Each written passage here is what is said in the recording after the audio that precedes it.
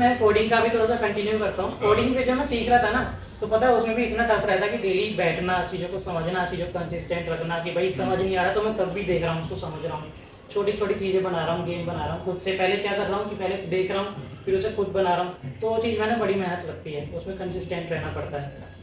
उसमें क्या होता था फिर कि अब मान लो जैसे मैं कंसिस्टेंट रन कर रहा हूँ, एक पॉइंट आता है कि भाई नहीं हो रहा, नहीं समझ आ रही, नहीं हो रही भी, नहीं हो रही कोडिंग, नहीं कुछ समझ आ रहा, ना बीटेक के सब्जेक्ट अच्छे से निकल रहे हैं, ना कोडिंग हो रही है, अब क्या करें। उस टाइम पे जो बच्चे के अंदर मतलब जो स्टूडेंट पे बीतती है, जो उस पर कि भाई ना तो कोडिंग ही आ रही है, मैं बीटेक कर क्यों रहा हूँ, ऐसे ऐसे सवाल अंदर दिमाग में आते हैं कि जिस चीज़ के लिए मैं यहाँ पे आया हूँ मुझसे वही नहीं हो पा रहा है, तो मैं कर क्या रहा हूँ। कि वो पॉइंट वो आती है ना, वो लाइन तूने भी सुनी हो, what am I doing with my life, कि भाई मैं जिंदगी में कर क्या रहा हूँ अपनी दीवार के बाद। फिर मैंने सोचा कि थोड़ा है ना, उस मोमेंट पे पता है तुम किसी को भी बता दो, कोई तुम्हारी इतनी कुछ हेल्प नहीं कर सकता, मैं फिर भी बताता था। भले ही एट द एंड तुझे भी पता है कि खुद को हमें खुद ही पुश करना पड़ता है, पर मैं ना फिर भी बताता था, मैं अपनी वीकनेस भी बताता था, मैं अपनी वो स्ट्रॉन्ग जो भी मेरी चीज़ है वो मैं बताता अपने दोस्तों को, ताकि उससे क्या है कि मुझे पता चले कि भाई अगर मैं कहीं पे लैग कर रहा हूँ तो ये थोड़ा इंप्रूव करने के लिए बता दे। और वही होता था, जो मेरे दोस्त जो करते थे ना क्लास में कोडिंग, उनसे मुझे मोटिवेशन मिलती थी। अच्छा। क्योंकि वो लोग अच्छे थे कोडिंग में, तो मैं उन्हीं को सोच के फिर मैं लगा रहता था कि भाई उसने किया है मैं भी करूँगा, मैं भी कर सकता हूँ, कोई दिक्कत नहीं है, मोटिवेशन आता रहता था। हाँ, तो वो चीज़ करते करते करते करते करते करते कोडिंग मुझे समझ आने लगी, चीज़ें मैं बनाने लगा कि भाई हाँ प्रोजेक्ट्स मुझसे बन पा रहे हैं, मैं चीज़ें कर पा रहा हूँ, मैं ठीक ठाक इस पाथ पे अब जा रहा हूँ। ये था मेरा कोडिंग। जब जाके चीज़ थोड़ी तब जाके फिर थर्ड ईयर में सीखी मैंने, फिर फाइनल ईयर में थोड़ा और सीखा। वेब डेवलपमेंट दो चीज़ें होती हैं, front end back and. Front end में जो आप वेबसाइट में देखते हैं कि आपको बटन दिख रहे हैं रंग बिरंगे, और जो आपको लेआउट दिख रहा है, बैक एंड में रहता है कि वो चीज़ें बैकग्राउंड में काम कैसे करी हैं। अगर आप कोई डाउनलोड कर रहे हैं चीज़ को, तो उस डाउनलोड करने में क्या कोड लिखा जा रहा है वो बैक एंड डिसाइड करता है। तो जब मैं बैक एंड पे आया था ना, तब मुझे और दिक्कतें आई थी सीखने, क्योंकि फ्रंट एंड था इजी, उसमें क्या था भाई मैं डिज़ाइन कर रहा हूँ चीज़ों को, थोड़ा बहुत बस लिंक कर रहा हूँ। बैक एंड में थोड़ा सा पड़ा था, लेकिन फ्रंट एंड भी इतना खैर ईजी नहीं रहता, क्योंकि जब वो चीज़ें कनेक्ट हो जाती है ना, फिर आप बनते हो full stack developer, front end भी बैक एंड भी, तब वो चीज़ें और ज़्यादा इंटरेस्टिंग होती हैं और ज़्यादा क्रिटिकल होती हैं। तो जब जितनी जितनी चीज़ें क्रिटिकल होती हैं उतना ही मज़ा आता है फिर करने में। तो ये था कोडिंग की। तो मतलब जैसे कॉलेज था, तो मेरे को बता बैक लगने का क्या सीन है, बैक लगी थी? अरे बैक का तो भाई बैक से तो पुराना रिश्ता होता है, तो बीटेक स्टूडेंट से पूछने निकल, और बीटेक स्टूडेंट से, और कि भाई बैक ना लगे ये तो हो ही नहीं सकता। अच्छा, बिना बैक के बीटेक स्टूडेंट मैंने जो अभी पहले थोड़ी देर पहले बताया था ना कि मैं आगे बताऊंगा सेकंड ईयर में तो क्या स्ट्रगल चला था, अब वो स्ट्रगल तुझे बताता वो जब फर्स्ट ईयर में क्या था, मैंने तुझे बताया था कि मुझसे बीटेक समझ नहीं आ रही थी, उसका मतलब था कि मुझसे सब्जेक्ट नहीं हो रहे थे, उसमें थे फिजिक्स केमिस्ट्री, उसमें डेरिवेशन इतनी बड़ी बड़ी होती है, मुझे समझ ही नहीं आ रहा। मैथ थी, क्योंकि लॉकडाउन के बाद मैथ से भी इतनी शिक्षा हट गया, तो मेरी कुछ बैक लग गई फर्स्ट ईयर में, अब मेरी माँ हालत खराब। जब मैं कह रहा था ना कि मैं फर्स्ट ईयर में सोच रहा था मैं क्या कर रहा हूँ, मुझसे कुछ चीज़ें नहीं हो रही, वो मैं इसलिए सोचता था कि भाई बैक लग गई मैं क्या करूँगा। तो घर पे बताई बैक लग गई?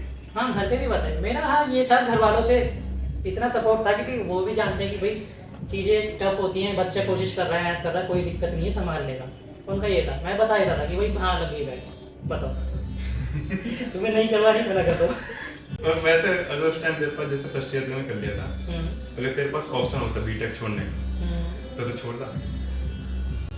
उस टाइम के पर्सपेक्टिव से सोचूं, ऑप्शन का मतलब अगर इस वजह से कह रहा है तो ऑप्शन का मतलब कि भाई जनरेशनल वेल्थ होती है मेरे पास, मैं तो बिल्कुल छोड़ देता नहीं मतलब बता वैसे, क्योंकि मैंने भी बहुत लोगों को देखा है भाई साहब, जनरेशनल वेल्थ में जो बैठे खाते हैं ना, मैं भी चाहता हूँ हर कोई चाहता है, मैं भी वही चाहता हूँ। लेकिन अगर करियर वाइज देखा जाए कि तो मेरे पास कोई ऑप्शन होता है, कोई चांस होता है, जैसे कहीं दूसरे करियर में कुछ रहता, तो हाँ शायद मैं कर लेता, ड्रॉप कर लेना।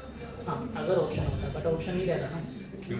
आपको स्ट्रगल करना पड़ता है, घिसनी पड़ेगी, घिसनी पड़ती है भाई, वो जो फेज आता है ना जिंदगी में, उस टाइम पे तुम्हें घिसनी पड़ेगी, तुम कुछ नहीं कर सकते, कोई गिव अप का कोई ऑप्शन नहीं होता, you are a man you can't quit. Society बोलती है बी अ मैन भाई, मर्द का जीवन कठिन है, बहुत कठिन है भाई मर्द का जीवन, इमेजिन ही नहीं कर सकता कोई। बिल्कुल। चल तो यार थोड़ा ना पीछे चलते हैं, कितना पीछे?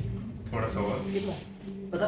इतना भी नहीं। अच्छा कहानी सोच पीछे रही जाता है। कहानी में हम चलते हैं थोड़ा सा स्कूल डेज के टाइम है ना, हम्म। जब अपन लोग 12th में थे तो हमने साथ में 12th करी।